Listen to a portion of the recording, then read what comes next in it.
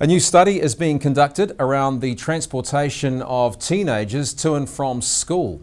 It also assesses their physical activity and built environment.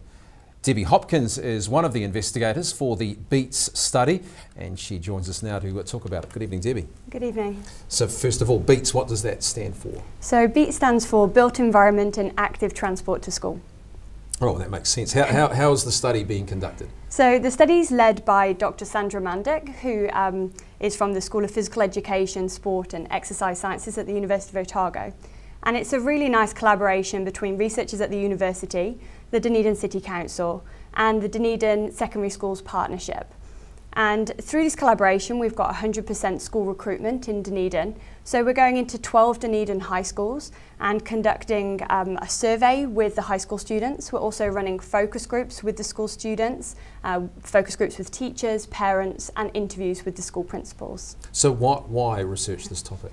Well, it's a really important and very interesting research area.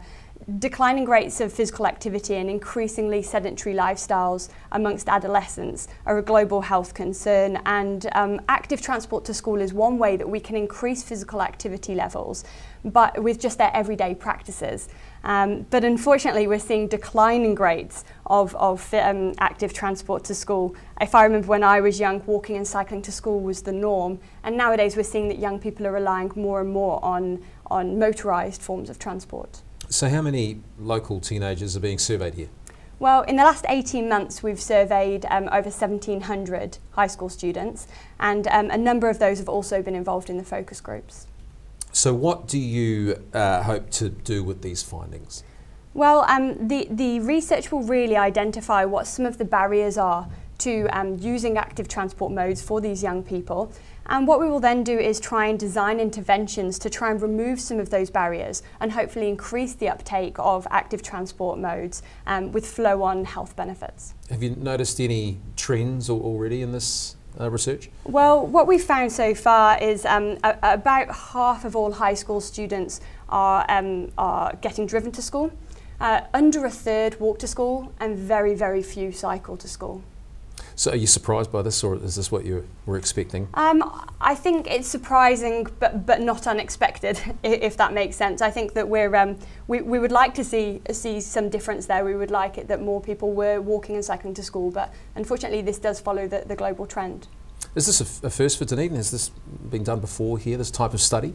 No, it's a new study. It's also very novel overseas. So it's the first time that it's been run in Dunedin, but the comprehensiveness of the study, the fact that we've got this partnership that's going across local council and researchers, and that we have cross-disciplinary research. So I'm from the Centre for Sustainability. We also have researchers from the School of Surveying and the Marketing Department. So there's a range of people coming together with different perspectives on this.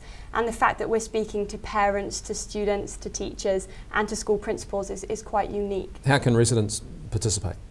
Well, we're moving into a really exciting phase of the study now. So we've spoken to 1,700 young people.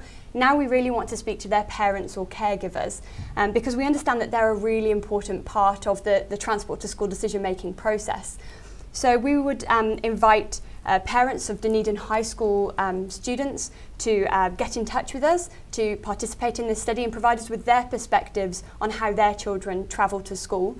And they can do this by looking at the University of Otago website. There's a BEATS study webpage there, so that's www.otago.ac.nz/BEATS, BEATS. All right, Debbie, thanks for your time this morning. Good luck with the study. Thank you very much.